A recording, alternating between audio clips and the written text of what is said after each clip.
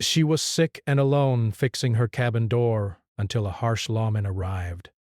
Kareem had not slept properly for many nights. Every time he closed his eyes, numbers appeared in his mind, numbers of money he did not have. Back, numbers that kept growing in his thoughts like a shadow that would not leave him alone. The small room he shared with his sick father felt smaller every day. The walls were thin, the fan made weak noise, and the air always felt heavy. Kareem would sit on a wooden chair at night, listening to his father's slow breathing, wondering how life had brought them here. Only a few months ago, life had been simple. Kareem worked at a small repair shop, fixing broken machines and doing odd jobs. The pay was not great, but it was enough for food, rent, and simple needs. His father, though old and weak, would sit outside in the evening, greeting neighbors and smiling at children passing by. Their life was not rich, but it had peace. At first, Kareem thought it was just weakness from age. But one night his father collapsed, unable to stand. The neighbors helped take him to a small clinic. The doctor looked serious and said treatment was needed fast. The cost was more than Kareem had ever saved. Kareem felt his heart drop. He stood there, holding his father's hand, feeling helpless. That was the first time Kareem went to the local lender. The lender's office was in an old building at the edge of the market. The paint on the walls was peeling, and the windows were dusty. Everyone in the area knew about this man. Some said he helped people in need. Others said his help always came with a heavy price. Kareem did not want to go there, but he had no other choice. When your father's life is on the line, fear becomes smaller than love. The lender sat behind a big desk. He wore clean clothes and had a calm face, but his eyes were cold. He listened to Kareem's story without much emotion. Then he named an amount of money and explained the rules. Base. The interest was high. The time was short. But Kareem felt uncomfortable. But he nodded. He signed the papers with shaking hands. In his heart, he believed he would find extra work and pay everything back soon. At first, things went well. Kareem worked longer hours. He took side jobs. He fixed fans, radios, and even helped carry goods in the market for extra money. He barely slept, but every day he felt proud when he brought medicine home for his father. His father slowly improved. He could sit up again. He could talk more. Sometimes he would look at Kareem with tired eyes and say, "You are doing too much for me, my son." Kareem would smile and say, "You are my father. That is enough reason." But life is not always kind. The repair shop owner closed the business because of low sales. Kareem suddenly lost his main job. Side jobs were not enough.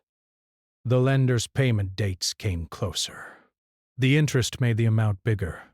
Every time Kareem counted his money, it felt like trying to fill a bucket with a hole in it. He tried to stay strong, but stress changed him. His face looked older. His shoulders felt heavier. He stopped sleeping well again. At night, he would sit quietly, listening to the fan, thinking of ways to fix his problems. Sometimes he blamed himself. Sometimes he blamed life. But deep inside, he knew one thing clearly. He could not let his father suffer again. Then one morning, a message came.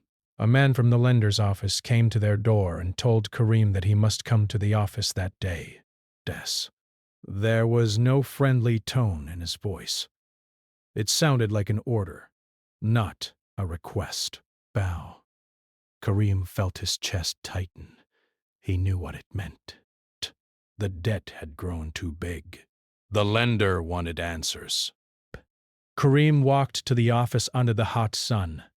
The market was noisy, but to him, Everything felt distant. His mind was full of fear and questions. What would he say? What could he promise? He had already promised many times. When he entered the office, the same cold air welcomed him. The lender was sitting behind the desk, looking at papers. He did not look up right away. That silence made Kareem more nervous than angry words would have. Brownie. Finally, the lender raised his head and looked at Kareem. His face was calm, but there was no kindness in his eyes. You are late on payments, the lender said. Kareem swallowed and nodded. I know. I lost my job. But I am trying. Please, give me some time, begged. I will find work again. The lender leaned back in his chair. Psh. Everyone says that, he replied. Time is money. Your debt is growing. Kareem felt sweat on his forehead. He spoke faster, afraid of the silence. My father was sick. I borrowed to save him. I am not running away. I am here. I just need a chance. The lender looked at him for a long moment. The room felt smaller. The walls felt closer. Kareem could hear his own heartbeat. You should have thought of that before signing, the lender said coldly. I am not a charity. Kareem clenched his fists. He wanted to shout. He wanted to explain how hard he had worked, how many nights he had gone without sleep. But he knew shouting would not help. He forced himself to stay calm. I am not asking for free money, Kareem said quietly. I am asking for a fair chance. I will work. I will pay. The lender stood up and walked to the window. He looked outside for a moment, then turned back. Your debt is too big now, he said. Cash is no longer enough for easy solutions. Those words made Kareem's stomach twist. He did not fully understand what the lender meant, but he knew it was not good. What do you mean? Kareem asked. The lender did not answer right away. He walked back to his desk and picked up a file. He flipped through pages slowly, as if enjoying the power of the moment. Kareem stood there, feeling small, like a child waiting for punishment. You came here as a desperate man, the lender said. You signed the papers. You agreed to my rules. Now you are surprised that the rules are heavy.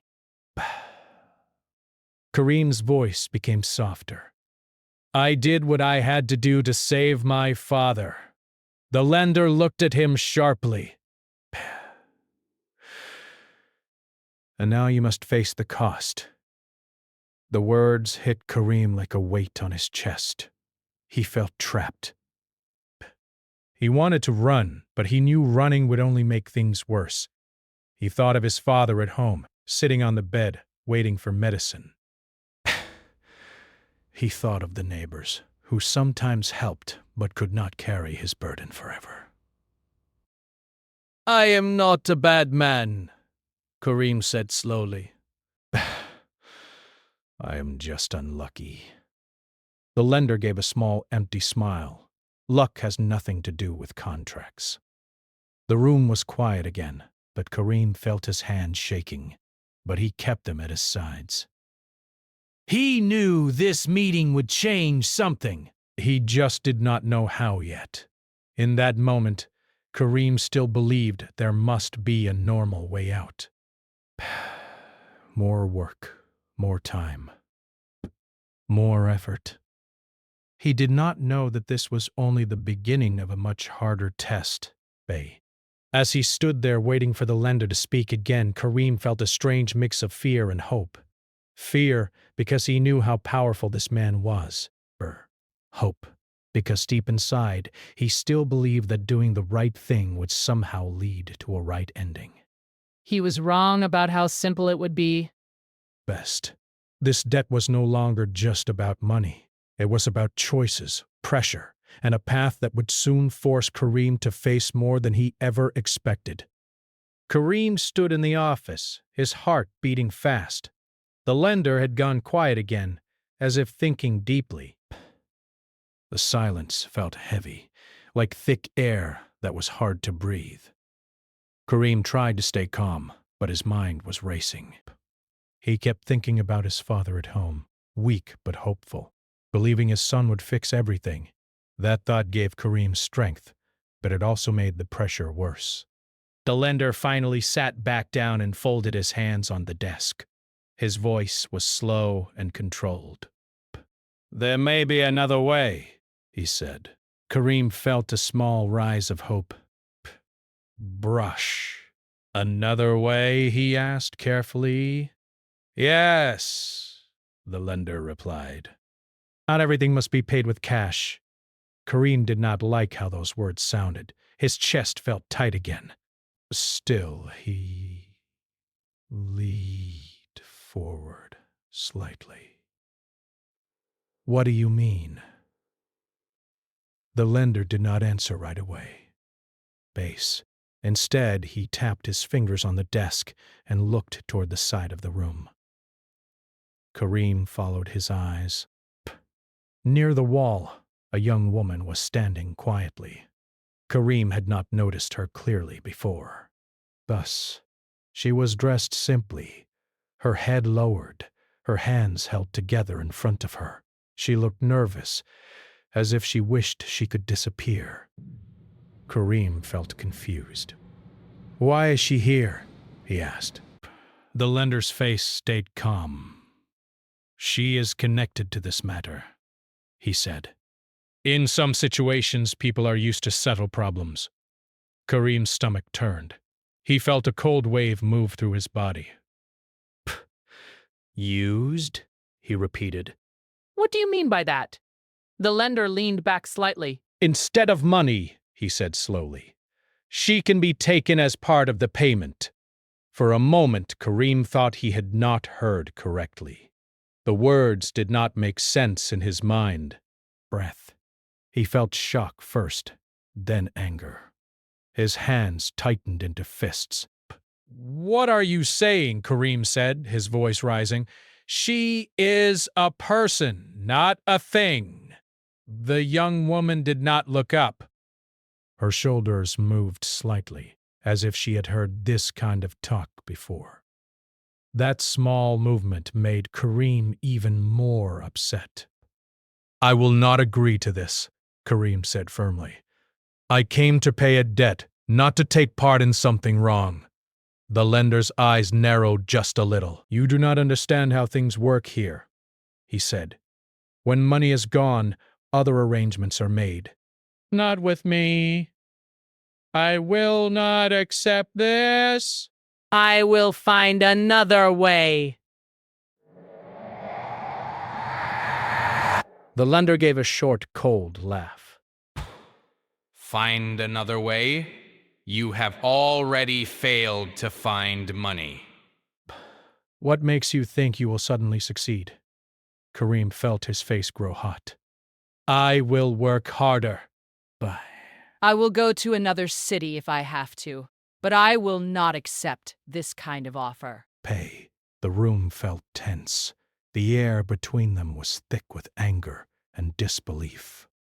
Kareem could feel his heart beating in his ears. The lender stood up again.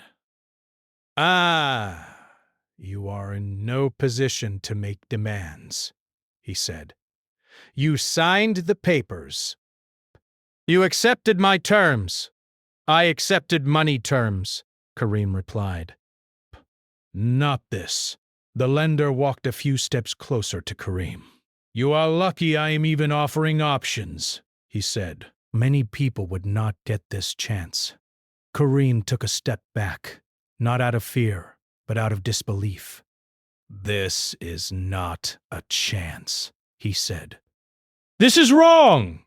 For the first time, Kareem turned his full attention to the young woman. He looked at her more carefully. Bess. She looked young, tired, and scared. There was something in her posture that showed she had no power in this room.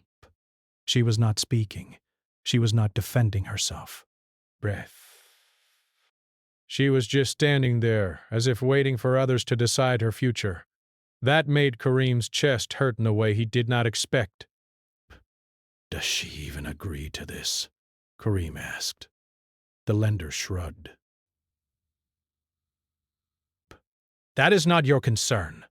Kareem felt anger rise again. It is my concern if you are asking me to be part of it. The young woman finally lifted her head just a little.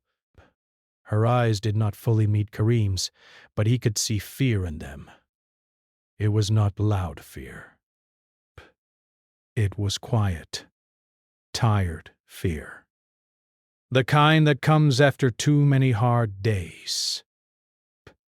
Kareem looked back at the lender. I will not take part in this, he said clearly. I refuse. The lender's face hardened. Then you leave me no choice, he said. Your debt will continue to grow. The pressure will increase. I accept that, Kareem replied. But I will not accept this. The lender studied him for a long moment. It was clear he was not used to people refusing him. Most people in Kareem's position begged, cried, or agreed to things they did not like. Kareem was standing his ground, even though it scared him. You think you are being brave, the lender said. But bravery does not pay debts. Kareem answered softly. Maybe not, but some things are worth more than money. There was another long silence. The young woman stood still, as if afraid to breathe too loudly. Kareem could feel the weight of the moment on all of them. Finally, Kareem took a step toward the door. I will not agree, he said again. If you want to threaten me, do it. But I will not be part of this. His hand touched the door handle. His heart was beating fast. He did not know what would happen next. He only knew that staying silent would make him part of something he could not live with. As he stood there, ready to leave, Kareem felt a strange mix of fear and strength. Fear, because he was walking into more trouble. Strength, because for once he had not let pressure change what he believed was right. Behind him, the lender's voice came again, calm but sharp. Think carefully, he said. Once you walk out, things will not be easy for you. Best. He did think. He thought of his father. He thought of long nights of work. He thought of the young woman standing quietly, waiting for others to decide her life. Then he opened the door. I am already living a hard life, Kareem said. But I will not make it harder by losing myself. He stepped out into the bright light of the street. The noise of the market hit his ears. People were talking, buying, selling, living normal lives. For a moment, Kareem felt like he was in a different world. Inside the office, dark choices were being discussed. Outside, life went on. As he walked away, his legs felt heavy, but his heart felt clear. He did not know how he would fix his debt. He did not know how much worse things could get. But he knew one thing for sure. He had said no. And sometimes saying no is the first step toward a much bigger change, even if that change brings new problems with it. Kareem did not know yet that this refusal, this single strong decision, was about to pull him into a story much bigger than money alone. Kareem walked away from the lender's office. but his mind stayed behind. Every step felt heavy, as if the ground itself was trying to slow him down. The noise of the market surrounded him, but he barely noticed it. People were laughing, arguing over prices, calling out to customers. Life was moving as normal for everyone else, but for Kareem, everything felt different. He kept thinking about the young woman. He did not even know her name, but her face stayed in his mind, not because of beauty or anything dramatic, but because of the quiet fear in her eyes. Bay. It was a kind of look that said she had been carrying too much for too long. Kareem tried to push the image away, telling himself he had done what he could. He had refused. He had stood his ground. That should have been the end of it, but it was not. When Kareem reached home, he found his father sitting on the bed, coughing lightly. The room smelled of medicine and weak tea. Kareem forced a smile and greeted him, hiding the storm inside his heart. "Did you go to the office?" his father asked. "Yes," Kareem replied. "We talked." His father looked at his face carefully. And Kareem hesitated. He did not want to worry his father. The old man had enough pain already. "It will take time," Kareem said. "But I will manage." His father nodded slowly, trusting his son the way fathers often do, even when they are afraid. "I believe in you," he said softly. Those words made Kareem's chest feel tight. Belief is a heavy gift when you are not sure you can carry it. That night, Kareem could not sleep. He lay on his thin mattress, staring at the ceiling. Ba. The fan turned slowly, making a soft, repeating sound. In his mind, he saw the office again. Pay. The desk. The cold eyes of the lender. The young woman standing quietly near the wall. He kept asking himself the same question. Why was she there? He knew the answer was not simple. People do not end up in places like that without a long story behind them. He wondered if she had family. If someone was waiting for her at home the way his father waited for him. The thought made him feel uneasy. The next day, Kareem went out early to look for work. He walked from shop to shop asking if anyone needed help. Some people said no. Some said maybe later. A few offered small jobs that paid very little. Kareem accepted everything. But, carrying boxes, cleaning storage rooms, fixing small machines. His body ached, but he kept going. All the while, his mind kept returning to the same place. The office. He told himself not to go back. It was dangerous. The lender had power. Going back would only bring more pressure. But something inside him would not stay quiet. It was not just about the debt anymore. It was about that look in the young woman's eyes. In the afternoon, while resting for a moment near a tea stall, Kareem overheard two men talking. They were speaking about people who get trapped in debt and how their lives slowly get controlled by others. Kareem did not join the conversation, but every word felt close to his own situation. Bah. He finished his tea and stood up. His hands were shaking slightly, not from weakness, but from a decision forming in his heart. He turned his steps back toward the lender's office. As he walked, his mind argued with itself. What are you doing? You already refused. Psst. You have no power there. You will only make things worse.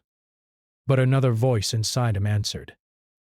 If you walk away now, You will always remember that you left someone behind.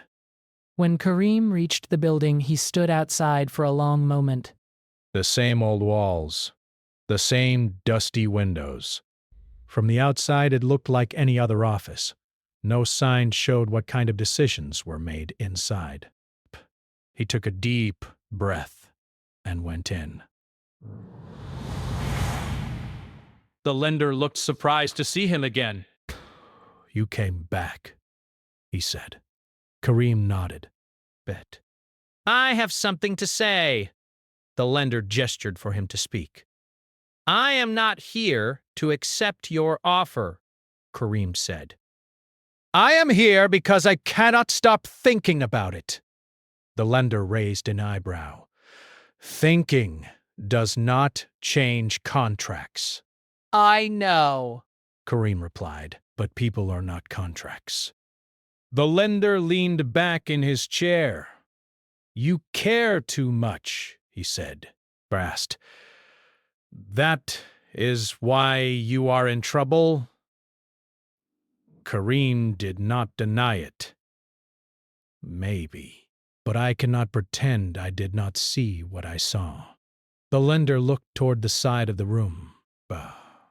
The young woman was not there this time. The space where she had stood was empty. Where is she? Kareem asked before he could stop himself. The lender looked back at him. Best. That is not your business. It became my business the moment you involved me, Kareem said quietly. The lender's eyes became colder. You are making a mistake by pushing this. Kareem felt fear, but he kept speaking. I am already in trouble. More trouble does not scare me as much as doing nothing. The lender studied him in silence. It was clear he was trying to understand Kareem. Not with kindness, but with calculation. People like him always calculated. You think you can save everyone? The lender said. Life does not work that way.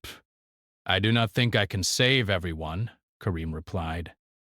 But maybe I can stop one wrong thing. For a moment, neither of them spoke. The room felt tense again.